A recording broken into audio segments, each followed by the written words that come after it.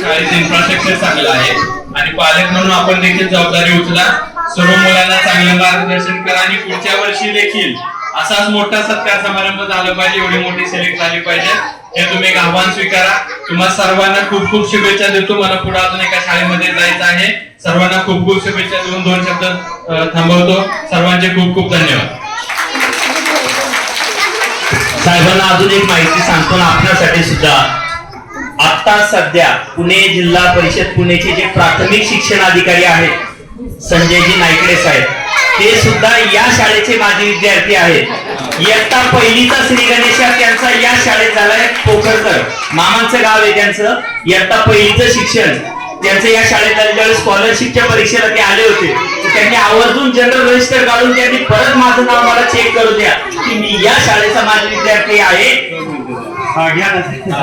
मग आता लक्षात घ्या पालक वर्ग आणि विद्यार्थी वर्ग सुद्धा, जर तुमच्या शाळेचे माझे विद्यार्थी आपल्या जिल्हा परिषदचे शिक्षणाधिकारी होऊ शकतात तर आपली मुलं सुद्धा मोठी होऊन मोठ्या अधिकारी पदावर नक्कीच जाऊ शकतात. या शाळेचं तेवढं क्वालिटी आहे, एवढं लक्षात घ्या.